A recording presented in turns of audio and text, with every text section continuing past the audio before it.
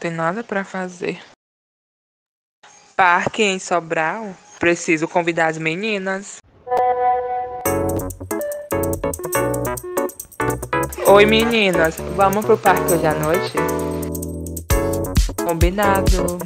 2000 anos depois.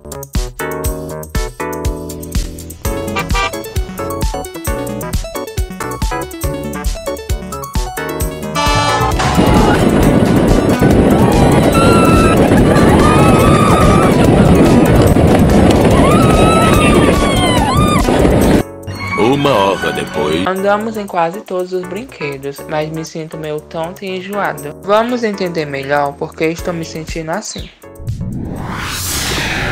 Essa resposta está nos nossos ouvidos, mais precisamente no sistema vestibular, também chamado de aparelho vestibular. Este pequeno sistema aparentemente simples, mas complexo, desempenha diversas funções importantes, como por exemplo, a detectação da aceleração angular com os movimentos de rotação e translação da cabeça, e a detectação da aceleração linear, que é a posição da cabeça em relação à gravidade, mas é responsável principalmente pelo equilíbrio, pois o equilíbrio é a base para a realização correta de qualquer movimento. Agora, atente-se a algumas das funções desse sistema. Para conseguirmos desempenhar algum movimento físico, é necessário a detectação da força da gravidade. Assim, a primeira função do sistema vestibular é a de transformar as forças provocadas pela aceleração da cabeça e da gravidade em um sinal biológico. Uma outra função é a de informar os centros nervosos sobre a velocidade da cabeça e a sua posição no espaço. Ainda realiza a função de iniciar alguns reflexos necessários para a estabilização do olhar da cabeça e do corpo. Vamos analisar mais detalhadamente o funcionamento do sistema vestibular. O labirinto ósseo, também conhecido por ouvido interno, é composto pela cóclea, vestíbulo e canais semicirculares. Porém, apenas o vestíbulo e os canais semicirculares são responsáveis pelo equilíbrio. Assim constitui o que chamamos de aparelho vestibular. O vestíbulo é uma pequena câmara oval localizada na parte central do labirinto ósseo. Já os canais semicirculares são estruturas ósseas ocas divididas em 3 partes. Canal anterior, que detecta a rotação para cima e para baixo. Canal posterior, que detecta a rotação de esquerda e direita como se tentássemos encostar a orelha no ombro. E canal lateral, que detecta o movimento de esquerda e direita, mas como se fizéssemos um não com a cabeça. Deste modo, por formarem ângulos retos entre si, envolvem todos os eixos de simetria. O canal lateral direito trabalha em conjunto com o canal lateral esquerdo. O canal anterior direito trabalha em conjunto com o canal posterior esquerdo.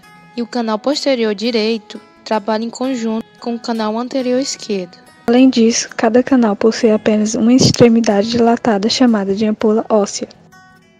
Dentro do labirinto ósseo há a presença do labirinto membranoso. Para entendermos melhor, imaginemos um balão cheio de líquido que representa o labirinto ósseo. Dentro dele, outro balão menor que representa o labirinto membranáceo. Agora imaginemos uma pequena parte do balão menor grudada na parede do balão maior. Assim está posicionado o labirinto membranáceo no labirinto ósseo, de modo que o labirinto membranáceo ocupa 1/4 de diâmetro do labirinto ósseo. Toda essa parte entre o labirinto ósseo e o membranoso é preenchida por um líquido chamado de paralinfa, rico em sódio e pobre em potássio. Esse líquido protege tanto o labirinto membranoso quanto o labirinto ósseo das vibrações ósseas. Já o líquido que percorre o labirinto membranoso é chamado de endolinfa, rico em potássio e pobre em sódio. É por meio desse líquido que é possível a detectação da movimentação da cabeça e do corpo.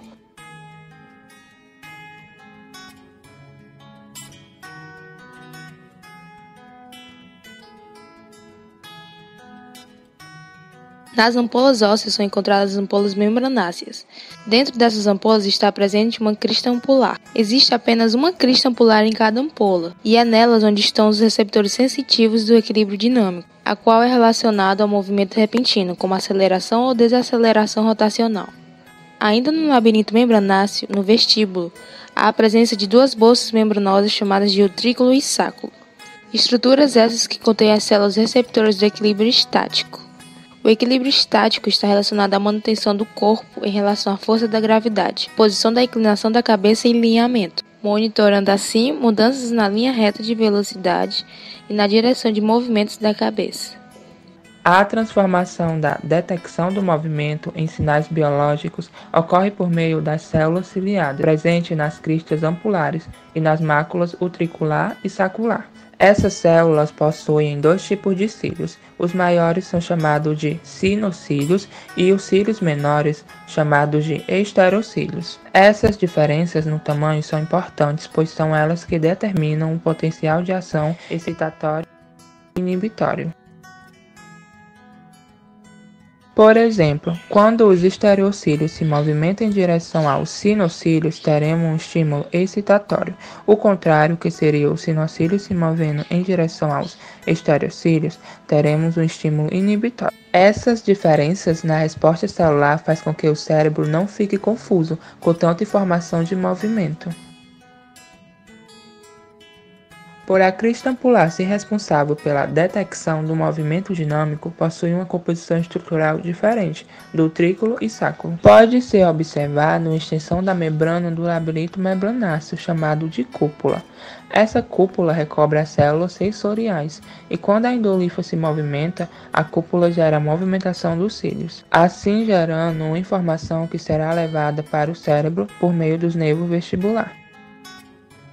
Já nos utrículos e sáculos, por serem responsáveis pelo equilíbrio estático, detecção da gravidade, as células ciliadas estão presentes junto com uma estrutura chamada otólitos.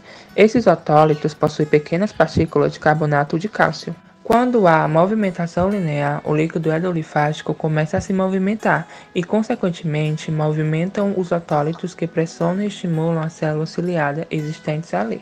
Essas células sensoriais, mais os otólitos, estão presentes no utrículo e no sáculo, com disposições diferentes.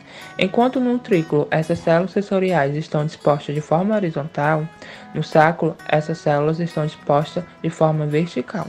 Quando a cabeça está em posição vertical, a mácula utricular estará em posição horizontal e em repouso, não havendo estimulação efetiva, pois os cílios estarão verticalizados, sem forças tangenciais atuando sobre eles. Na mácula sacular, devido à sua posição verticalizada, estará ocorrendo uma estimulação efetiva. Isto porque os otólitos atraídos pela força gravitacional provocam deslocamento das membranas otolíticas em relação ao epitélio sensorial da mácula. Assim, os esterocílios se deslocam em relação aos sinocílios devido às forças tangenciais a que são submetidos.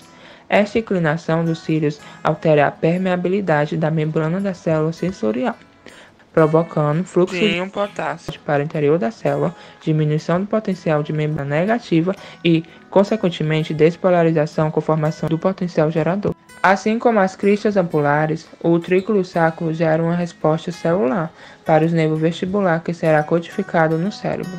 Deste modo, todas as posições da cabeça podem ser captadas pelos axônios das máculas que enviam estas informações a várias localizações cerebrais. Essas informações provocam movimentos reflexos que permitem a adaptação da posição do tronco e dos membros com relação à posição da cabeça, mantendo assim o equilíbrio.